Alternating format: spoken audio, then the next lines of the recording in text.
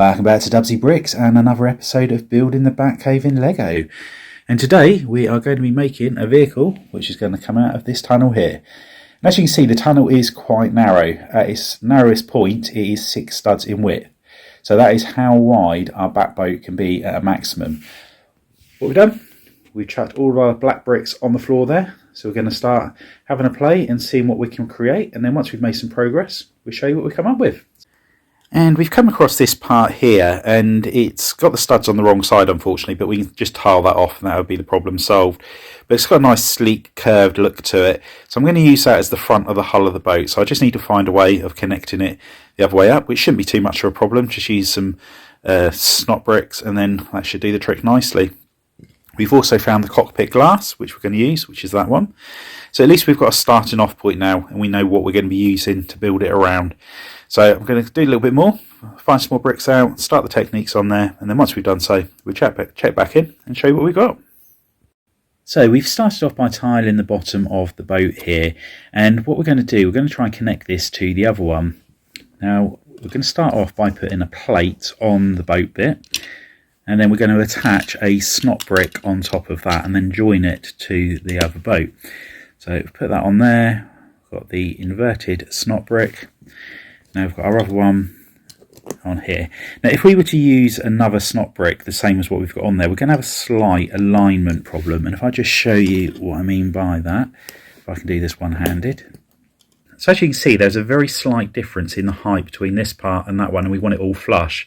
So what we're going to do, we're going to do away with the snot brick that we're currently using on the back section here, and we're going to use one of these ones. And the reason for that is there is less gap on the bottom there. These are designed so they're 2 plates in width. See, obviously where you can see the studs there. So once we put that onto the boat bit and then attach it back up to here, it should, in theory, make it all the same level.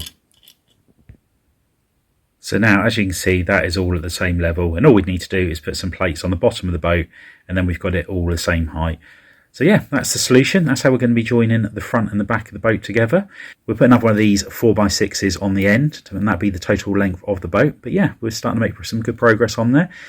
Once we've got it all connected, we'll start building up the front and the sides of the boat, and we'll show you what we've got. And there we have it. We've used the same sort of snot bricks on both sides, so just to make sure that it's all square and everything, and it has worked out really well. All we need to do now is just make sure that we don't go any wider on the boat, because that is the maximum width that we can go to, and I don't really want to go any higher on the main body part of there. So we'll have a look, see how it looks. If it does look bad and it's too high, too bulky, then we'll change the design of the boat. But let's carry on building and see what we can come up with.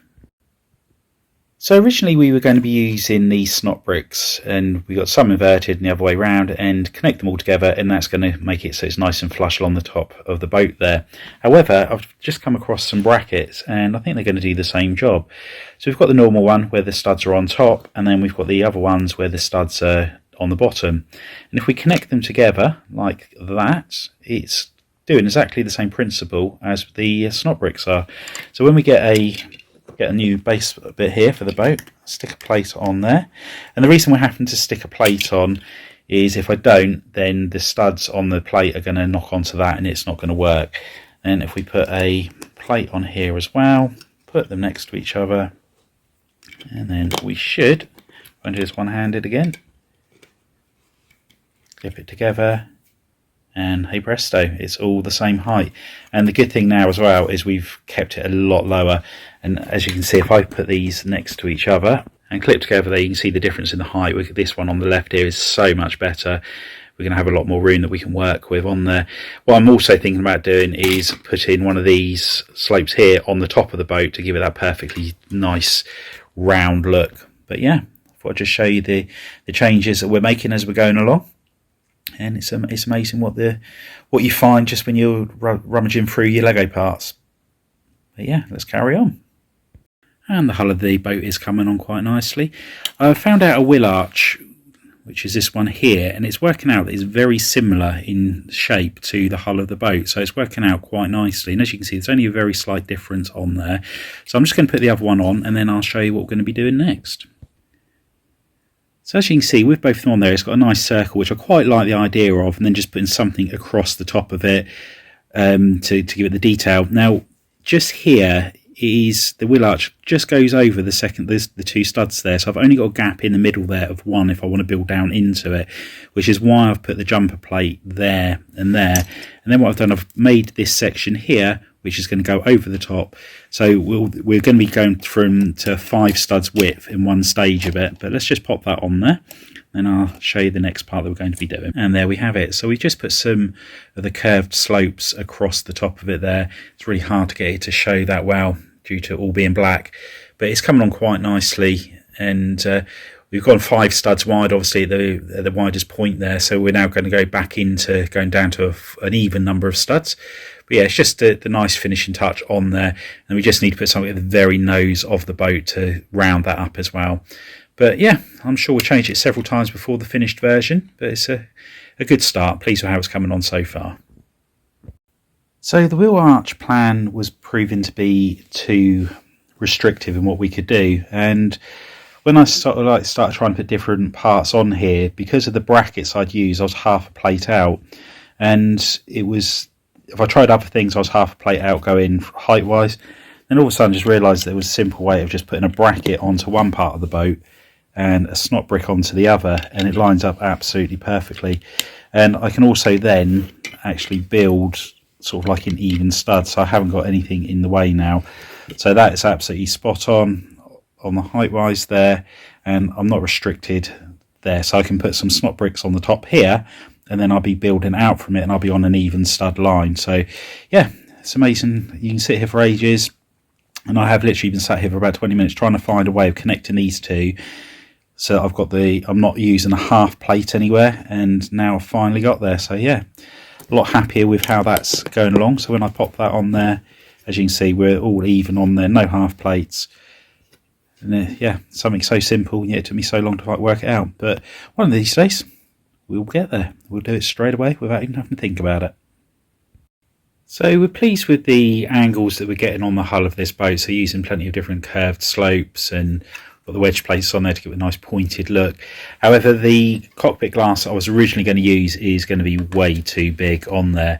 I don't want this boat looking massive, especially compared to like the Batmobile and everything else like that. So it is a case of making this as compact as possible, just purely so it doesn't look out of scale with the rest of the mock.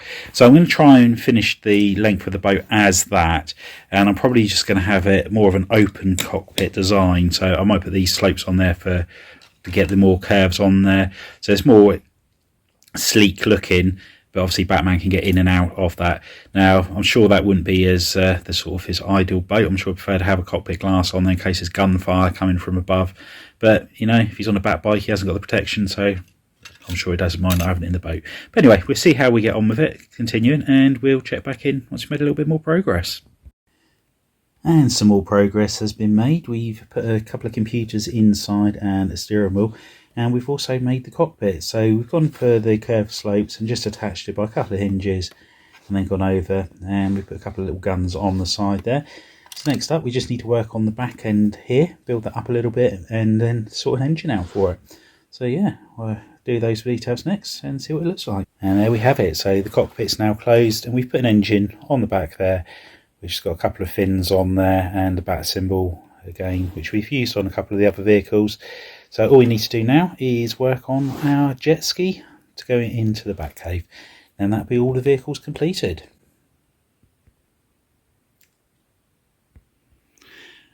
And there we have it, the jet ski and also the Batboat. So our last two vehicles to be made. Really simple design on the jet ski. Wasn't sure what to go with on there.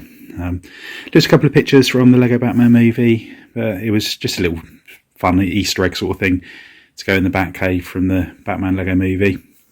But yeah, there they are. So we've got all 4 of our vehicles all completed now, so we can put those in the mock. Then that's the vehicle side of it all done. And I'll turn my attention back to Wayne Manor now on this in this episode. Last week somebody commented about making this window bigger so you could actually see into the study without having to take the floors and the roof off and everything like that. And I thought it was something I had already thought about, but not making the window bigger. What I've had decided to do, I'm actually going to make it so you can pull this entire wall off and see into there. So when it comes to sort of like filming the finale or anything like that, I can actually have it there and you can actually see into it properly. So I'm going to see how that comes out. It's got to be 2 walls I take off. I can't just do 1 wall. And the reason for that is I've got the masonry bricks here and they overlap, and you can't get a masonry brick that's just 1 stud wide. So I need to make sure that the whole section comes out, and I need to have a supporting pillar behind it there. So it's going to be quite a interesting thing to create, but I'm sure we can do it. And once we've made a little bit of progress on there, we'll check back in and we'll show you what it looks like. And here is the start of the destruction. Yes, we've made a mess yet again. And we've put this on a hinge. So it's sat on tiles, it'll slide out, and then we can open up and be able to see in there. The wall gets in the way, but that's not a problem, we can amend that. My concern is the fact that there's no masonry bricks on the bottom row there, it's 2 level of plates, because the masonry bricks around here are on the floor there, which is behind one of the tiles. So you can only see the equivalent of 2 plates worth of masonry bricks. The only way around this is if I raise this entire wall up by 1 plate. So I put a layer plate down, then the masonry bricks on top of it. Then I'll be able to make this here totally out of masonry bricks, and it'll be absolutely fine. I have just noticed as well, when I dismantled this the other day and put it back together, that there's some bricks there that are around the wrong way. So I need to pull it up anyway. So yeah, we've just by making this one amendment here, which I knew was a lot of work anyway, is a lot more work now because I've got to take all that up. I don't know how much of that's integrated into the walls, but yeah, we get it all done, and I think it's worth doing. The amount of hours we've put into this mock to not do a thorough job right at the end just feels criminal. So I want to make it look the best I can. So yeah, let's get to it. And this is just to show you the extent of pulling up the walls just to put 1 layer of plate on. As you can see, there's a lot of destruction there. It's in one massive piece. It is peeling off quite well, so hopefully it's just like a jigsaw puzzle and it's going to go all back together quite smoothly. Just need to pull this last bit off here to get it down, and then we can start putting it back together again. But yeah, it's not taking as long as I was anticipating, so I'm hoping the total job of getting that raised up by 1 plate is going to be like 20 minutes tops, which is well worthwhile doing. But yeah, just thought I'd show you the destruction that we've made here. And it's all back together here, so we can now just build our new technique on the wall here so it can swing out. So yeah, that was quite a painless exercise. I'm really glad we've done that. I also think having whole bricks at the bottom here rather than just being able to see the equivalent of 2 plates worth looks a little bit tidier as well. So yeah, really pleased that we've decided to make that change. Anyway, let's carry on and build this section back up here. And here we have it. It is all working. So now we can actually open up this section here. It does drop down a little bit when the door's open, but you can then see inside. And as you can see, it is really dark in there. So we thought better put a light in. So we have made a light just here. And because the wires are going to be going through to the bottom floor, I don't want to have to keep unplugging it because these are really fiddly. So all I've done, I've put some tiles in there, and then that will just rest in place when it focuses. So then you'll be able to see the light hanging from the ceiling just up there. So I can plug this wire now into the connector down the bottom, and when I want to take this floor off, all I need to do is just lift that whole section off, feed it through the doorway there, drop it into the lower level, and then I can take this off. So there's no necessity to unplug it, and it should make this a lot easier. So yeah, just thought I'd show you that. But yeah, I'm really pleased with how this is coming on. So we can now just close that all up, and it looks exactly the same as it did beforehand. The hinges are on the back here, so they're out of sight. All I need to do now is make it so this bit of the wall here is removable, and also that the archway there. The climbers, they are probably going to have to go off of this side, or if they do, they're just purely be on the top part there. So I might move some around to the other side. But yeah, I think it's a really good addition to the mock again, so I'm pleased we made the decision to change it. So anyway, let's get the light all wired in, put the roof back on, and see what else we need to do to finish this all off. Thought I'd just show you or explain the wires on the lighting on here. So over the back there, just behind that plant pot there, is a connector box, and that connects to the lights down the bottom, which by the back landing pad, and it's also the light that's just under here for the Batcave roof. That cable there goes to the connector box, those two go to the connector box. Then from that connector box there is another wire which leads to another connector box here, which has got the two lights on, the other two lights that are in the Batcave along the roof.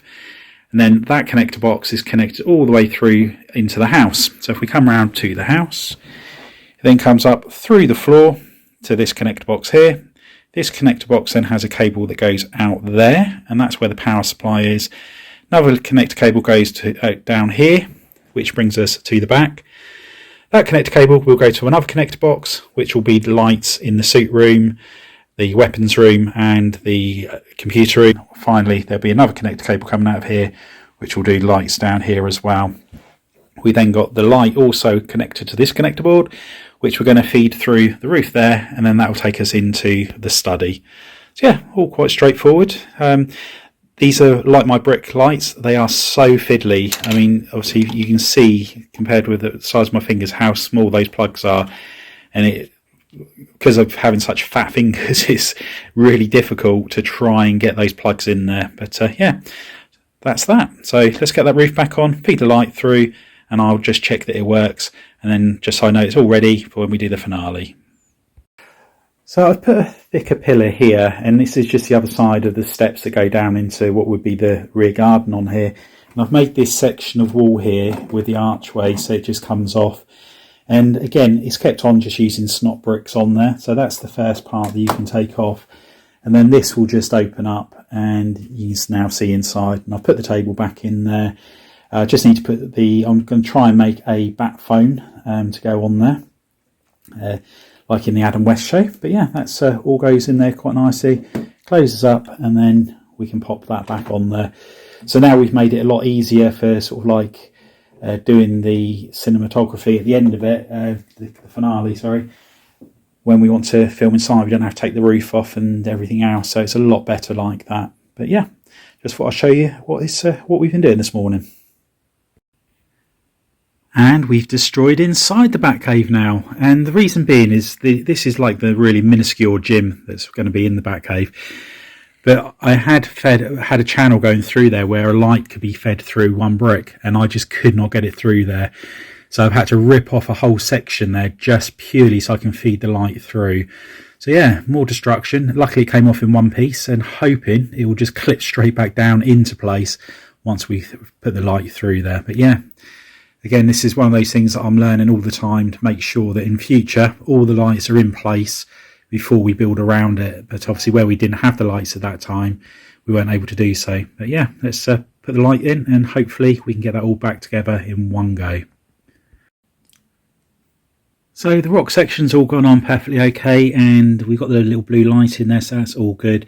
And you can just see the little gym area there. So there is a hammer somewhere, yep, just here. So he's got a hammer for whacking the tyre, as in Batman versus Superman. I couldn't find any ropes, so I've got the chains. So you sort of like do a whipping motion with them, and they're attached on the ground. Then there's the punch bag, and obviously the weight bench. So not a fantastic gym, but it's got a more minimalistic look on there. Up the top here, you can see I've taken the computer out. There is a works station just there with a magnifying glass on. This room here, I'm just trying to get some lights into that, and what I want to do is put some kryptonite in there. I had no idea what I was going to use this room for. Originally I was going to do a trophy room, but I haven't really got anything I could class as trophies for the Batcave. And also, where I'm not basing this on any specific film or anything like that, or comic book, it's the trophies might tend to lean more towards one than the other. But I thought with the kryptonite, with his little bit of a rivalry with Superman, I thought we'd put that in there, and hopefully that will glow that room up. So what I want to try and do is get a light that'll be below the kryptonite, so this whole area in here will glow, have a nice green hint to it from the kryptonite, and make it look like the kryptonite is alive. So yeah, we'll just see if we can get a light fed through somehow into there, and we'll check back in if we succeed. And as you can see, we've got like a little platform there which has got the kryptonite on top of it, and what we've done, we put the wire through the bottom of that side table thing, and then it goes up the back, and there's a hole in the back of the wall, so the light will go out there, and then hopefully when we connect all the lights, the kryptonite will glow. And just checking in one final time for this update. So it's been another episode of sort of like correcting certain things with the mock, like making it so we can open this up to enable us to see inside the mock without actually having to take the floors off. So I'm really pleased we did that. It's well worthwhile spending the time on it. Obviously getting the Batboat done and the jet ski is good. The only thing left to do now is get this pathway here done. Good news, we just had a delivery today, which is of the connector cables or connector boxes. So all of the lights in there I can now connect up to the mock, and we will be having the finale this Saturday. So hopefully you'll be able to film it okay. I've never used my bricks before, obviously, because this is my first mock, so not sure how well it's going to film, whether the lights will be too bright, so we might have to have a little bit of a play, but hopefully we can do it justice. Anyway, hope you've enjoyed the update. If you have, please give it a big thumbs up. If you haven't already done so, please consider subscribing to the channel. Hit that notification bell so you can be kept up to date with any future content on the channel, and share it with as many people as possible. Anyway, thanks for hopping on by. See you next time. Bye for now.